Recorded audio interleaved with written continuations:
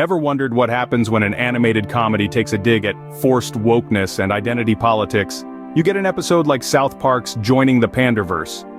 This isn't just your regular South Park episode, it's a full-on satirical commentary on the current state of the entertainment industry and society at large. In this episode, we witness South Park's unique spin on the concept of forced wokeness.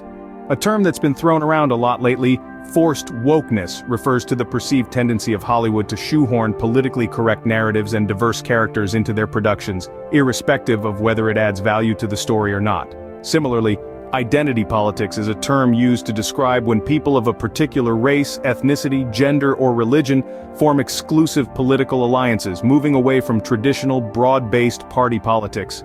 So what happens when South Park takes on these themes? Let's dive in. The episode's plot is a roller coaster ride, with fourth grader Eric Cartman transported to an alternate universe, designated Universe 216B. This universe is a stark contrast to South Park as we know it, populated entirely by racially diverse women. A far cry from the ordinary, wouldn't you say?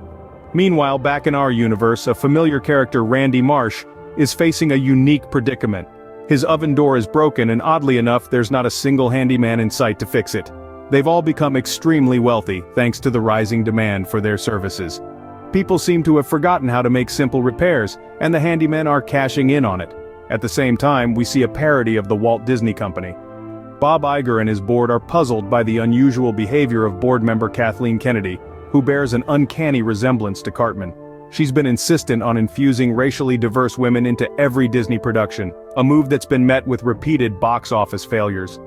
As the plot thickens, we learn that the real Kathleen Kennedy, now in Universe 216B, has been using an ancient piece of artificial intelligence, the Panderstone, to churn out formulaic films that cater to everyone.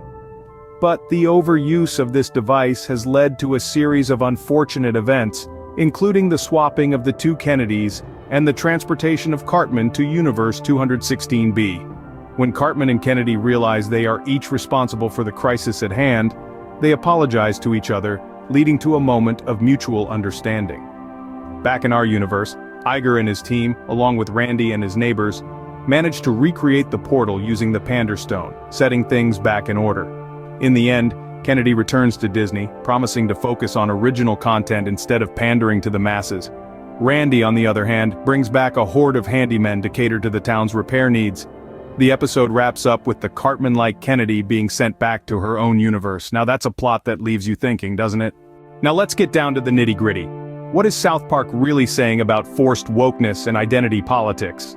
In this episode, South Park has taken a sharp-edged scalpel to the concept of forced wokeness and identity politics. It's not just a parody, it's a critique, it's a commentary on how the entertainment industry, represented here by the Walt Disney Company, attempts to appear progressive by shoehorning racially diverse women into their productions. This practice, the episode suggests, often results in formulaic, unoriginal content that fails to resonate with the audience.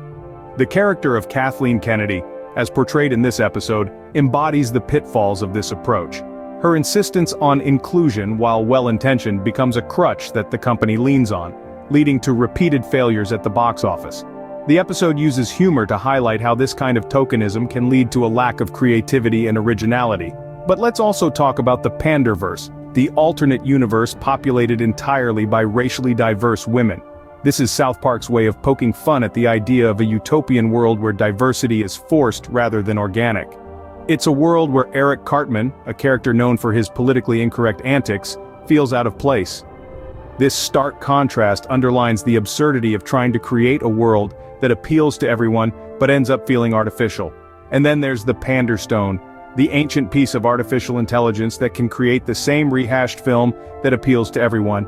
It's a clear jab at the industry's reliance on tried and true formulas and the dangers of overusing them in a desperate bid to appeal to the masses. So, what's the takeaway? South Park is reminding us that diversity and representation are important, but they need to be done right.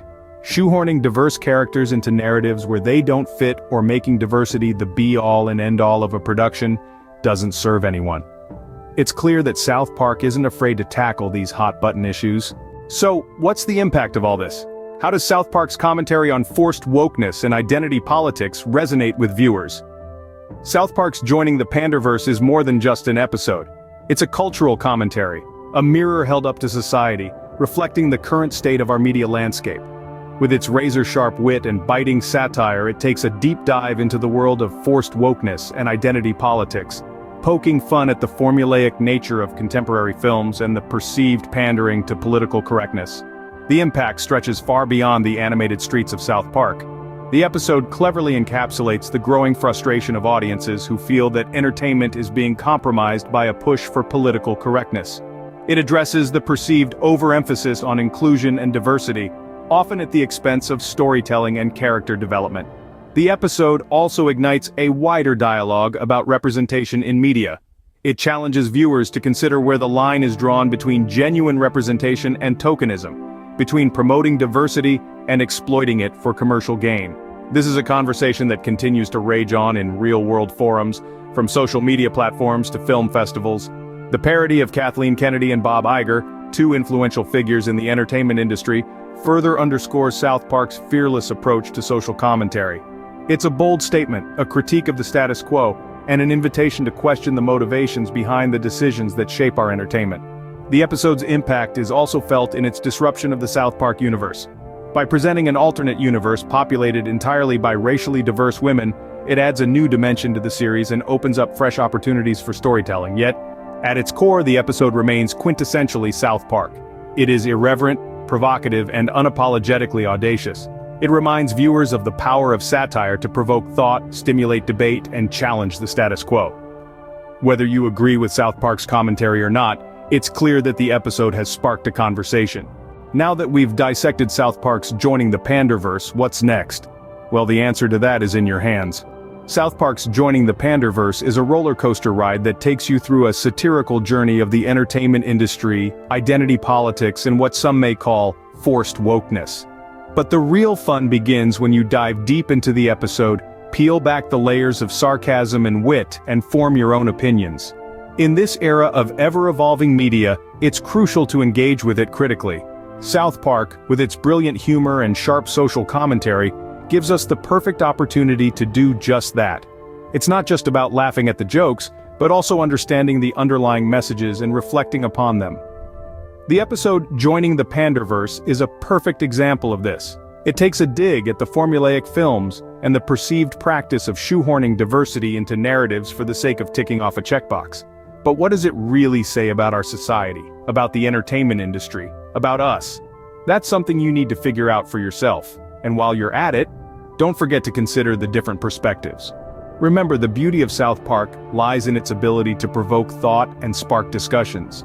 It's not just about agreeing or disagreeing with what's being said, but about understanding why it's being said in the first place. So, don't just be a passive consumer. Be an active participant. Watch the episode, dissect it, discuss it, come up with your own theories, your own interpretations. South Park may be a comedy show, but it's also a mirror that reflects society, and sometimes the reflection can be surprisingly insightful. So watch Joining the Panderverse, think about it, and join the conversation. After all, that's what South Park is all about, isn't it? We've taken a deep dive into South Park's Joining the Panderverse and its commentary on forced wokeness and identity politics. We've seen how South Park's comedic genius tackled the issue of formulaic filmmaking, and the use of the Panderstone as a metaphor for the industry's propensity to recycle the same content. We've explored the parallel universe of Universe 216B, where the residents are all racially diverse women, and how this is used to critique the concept of forced diversity. We've also looked at the character of Eric Cartman and his role in the narrative, as well as the parody of the Walt Disney Company and its executives. Through all this, South Park continues to be unflinchingly bold in its satire, pushing the boundaries of what's acceptable in pursuit of a laugh, while also sparking important conversations about societal issues. Thanks for joining us on this journey. Remember, media isn't just entertainment, it's a conversation, so let's keep talking.